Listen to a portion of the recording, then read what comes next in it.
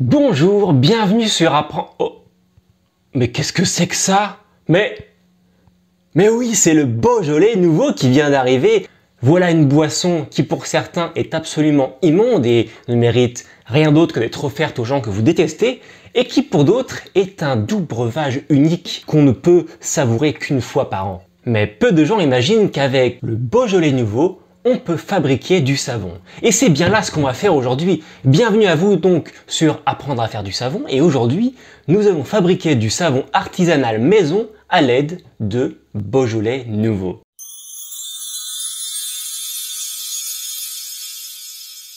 Alors, si vous débarquez un peu et que vous ne savez pas vraiment comment on fait du savon, déjà si ça vous intéresse, vous trouverez dans la description un guide PDF à télécharger qui vous explique pas à pas comment ça se passe et comment faire votre premier savon. Et puis bref résumé sinon, pour fabriquer du savon artisanal, il faut mélanger des matières grasses avec de la soude. Généralement cette soude, on ne la met pas directement, on la dissout dans de l'eau. Et bien là, nous allons dissoudre cette soude dans le Beaujolais nouveau et fabriquer du savon avec cette solution.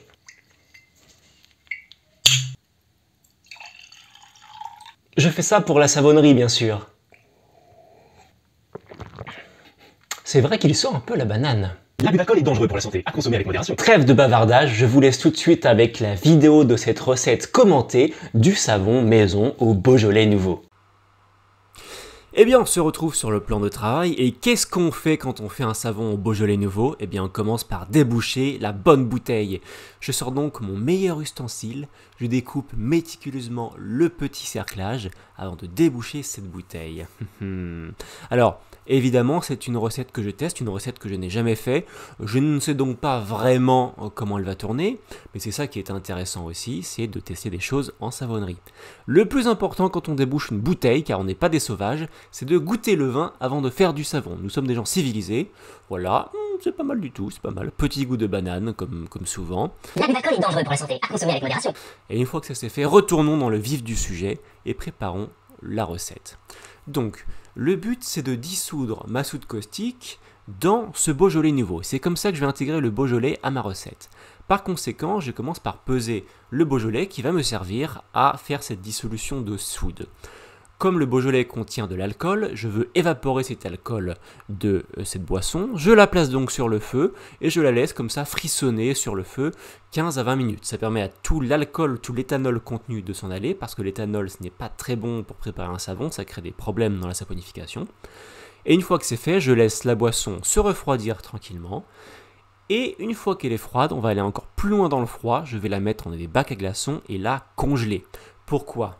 Parce que quand on met de la soude caustique dans un liquide, pour faire de la liquide de soude, eh bien, le fait que la soude se dissolve libère beaucoup de chaleur. Cette chaleur peut vraiment faire monter le liquide à 80-90 degrés, et ça peut le brûler.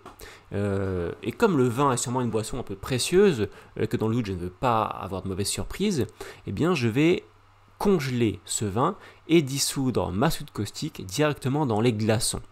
Ainsi, eh bien, ça va quand même libérer de la chaleur, cette dissolution, mais la chaleur va être absorbée par les glaçons et les faire fondre.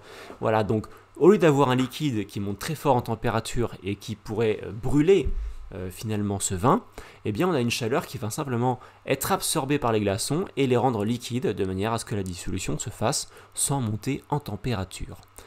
Pendant que mes glaçons sont en train de congeler, eh bien je vais peser la soude dont j'ai besoin pour ma recette.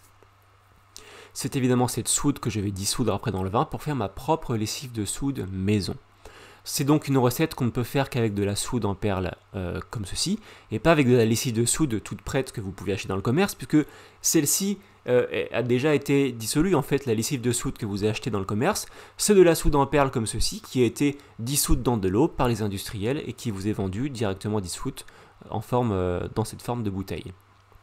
Là, je fais ma propre lessive de soude, pas avec de l'eau, mais avec des glaçons.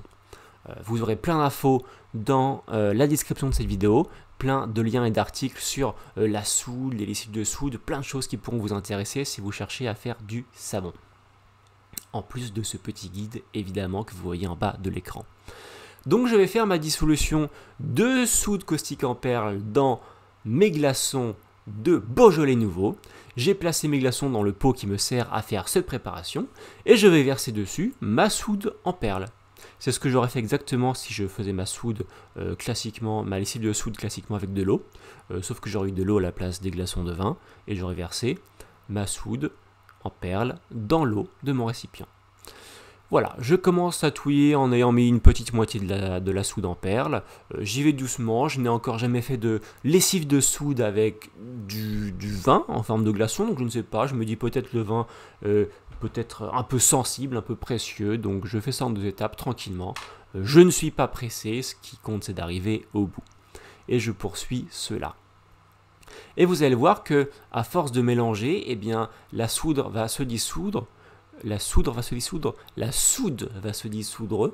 difficile à dire, la soude va se dissoudre tout en faisant fondre les glaçons par la chaleur qu'elle libère, mais qui est tout de suite absorbée par le glaçon et le fait fondre, ce qui évite de brûler ce vin. Alors, on peut penser, puisqu'on a utilisé du vin, qu'on va avoir un savon avec une belle couleur de vin, une belle couleur bordeaux, violacé.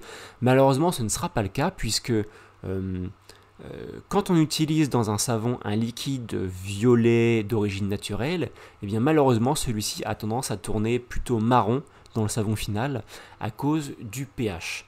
Le pH d'un savon est très bas à cause de la soude qu'on y met, puisque la soude a un pH très bas, c'est pour ça qu'on dit qu'elle est caustique aussi. Et ce pH très bas a tendance à transformer la couleur violacée de ce genre de liquide en couleur marronasse.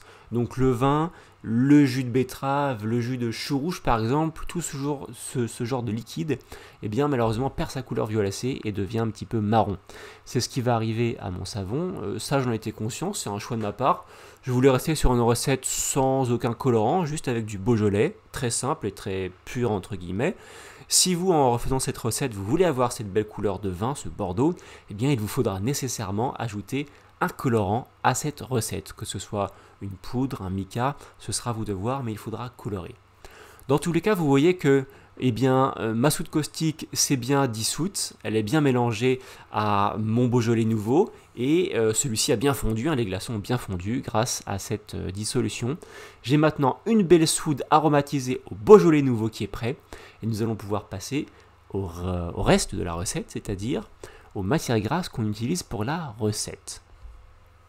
Vous allez retrouver en description de cette vidéo la recette précise et complète avec tous les chiffres. Si jamais vous voulez la refaire chez vous, il n'y a pas de problème.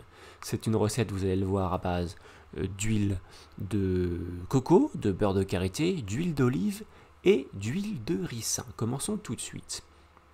Oh bonjour petit chat. Oh il est... Mais laisse-nous faire la vidéo petit chat. Merci. Alors je commence par mettre mon huile de coco que j'ai fait fondre un peu au micro-ondes puisqu'elle était solide et j'arrivais pas bien à l'attraper dans le fond de cette bouteille. Donc fondu au micro-ondes. Je rajoute le beurre de karité dont j'ai besoin qui va apporter une bonne douceur à ce savon alors que l'huile d'olive apporte de la dureté et de la mousse essentiellement. Je vais faire fondre ce beurre de karité avec l'huile d'olive déjà là présente également dans un bain-marie. Une fois qu'elle est fondue comme ici, elle est bien liquide, j'ajoute les autres huiles.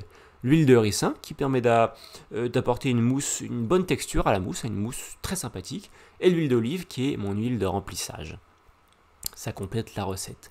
Et maintenant que toutes mes huiles, tous mes beurres sont ici sous forme liquide, eh bien je vais pouvoir me mettre à attaquer, à créer vraiment la pâte à savon en mélangeant cette soude, cette lessive de soude au Beaujolais nouveau avec mes huiles. Ce que je fais ici.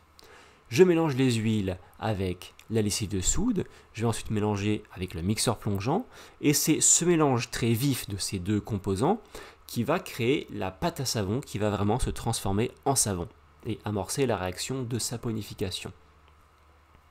Voilà, je garde tout en fait, je n'en perds pas une miette de cette lessive de soude, elle est précieuse. Le Beaujolais nouveau, ce n'est pas rien. Quelques coups de cuillère pour commencer à mélanger, et puis évidemment, on continue avec le mixeur plongeant qui permet un mélange bien plus vif, à petite échelle aussi, qui permet de bien amalgamer les deux produits. Je me doutais que j'allais avoir une trace assez rapide pour cette recette, puisque j'utilise de l'huile de ricin et que j'ai déjà utilisé cette recette, mais sans Beaujolais, pour d'autres savons, et je sais que l'huile de ricin permet d'accélérer la trace, c'est bien connu, donc il faut faire attention. Mais là, je me rends compte que la trace arrive vraiment très rapidement, bien plus que prévu. Vous pouvez voir que ça fait quelques secondes que je mélange et on a déjà une trace assez franche. Donc, je me dis, je vais mélanger encore un peu, parce que j'ai un peu peur sinon d'avoir une fausse trace. c'est-à-dire qu'une fois dans le moule, les huiles se séparent de la soude et remontent à la surface et que finalement mon savon soit raté. Donc je mélange encore un peu pour être sûr que ces deux produits soient bien mélangés ensemble, que la pâte à savon soit bien solide, bien homogène et que mon savon soit bien parti. Bon, au bout d'un moment, je me dis qu'il faut arrêter puisque la pâte à savon devient quand même très très solide comme vous le voyez ici. Il faut mettre en moule, sinon ça va être une vraie purée. Et là déjà, vous voyez que ce n'est pas très joli. Il y a des poches d'air partout que je vais essayer de retirer comme je peux ensuite en pilonnant mon savon un petit peu avec ma spatule. Donc vous avez compris que dans cet essai de savon Beaujolais, on n'est pas sur un savon au marbrage très recherché, avec une apparence très chiadée, très fine, le savon haut de gamme qu'on vend chez Chanel, pas du tout. Là on est dans du savon rustique, on est dans du savon terroir, hein, c'est le savon Beaujolais, c'est le produit bien de chez nous. Voilà, c'est le produit bien de chez nous, il est marron, il a ses bulles d'air, il est brut, c'est comme ça qu'on l'aime. Voilà, donc le lendemain de cette mise en moule, le savon a pu se durcir et je peux le démouler. Donc vous voyez qu'effectivement, apparence assez brute, des bulles d'air qui sont restées, des poches d'air qui sont toujours présentes, une couleur pas vraiment bordeaux mais plutôt dans les tons marrons. Et quand on le coupe, on voit à l'intérieur qu'il y a plusieurs teintes différentes, notamment avec un petit liseré autour qui lui a gardé sa couleur bordeaux. Ça c'est dû à la façon dont le savon a chauffé pendant la saponification. Il a ce qu'on appelle une phase de gel partiel, donc ça veut dire qu'il a chauffé de manière non uniforme sur toute son épaisseur, sur tout son volume. C'est pour ça qu'il n'a pas la même couleur partout, ce qui est assez sympa.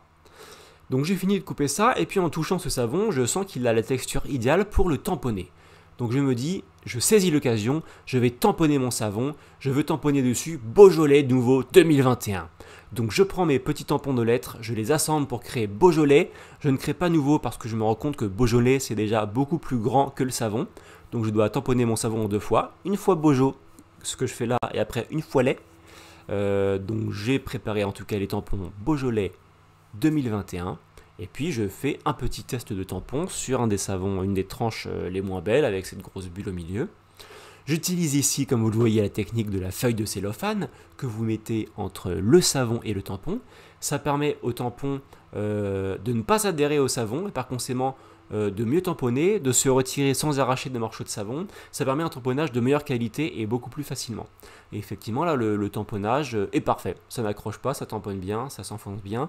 Donc, ni une ni deux, je fais ça pour tous mes savons. Et j'aurai donc des savons au Beaujolais nouveau. Il y a bien 20 à 25% de Beaujolais dans le produit fini, donc on se moque pas de nous. Aspect rustique, aspect terroir, c'est ça qu'on veut. Et bien voilà, vous avez vu les principales étapes de création de cette recette originale au Beaujolais nouveau. Voilà quelque chose qu'on ne voit pas souvent sur YouTube. J'espère que cela vous aura amusé, inspiré, et n'oubliez pas, si vous souhaitez commencer à fabriquer votre savon artisanal maison, vous aurez dans la description de cette vidéo le lien pour télécharger l'e-book qui vous guidera pas à pas dans la réalisation de votre premier savon, avec tout ce que vous avez besoin de savoir en théorie et en pratique. Dans tous les cas, je vous souhaite une bonne dégustation, un bon savonnage, et je vous dis à très bientôt pour une nouvelle recette. Allez, ciao! L'abus d'alcool est dangereux pour la santé, à consommer avec modération.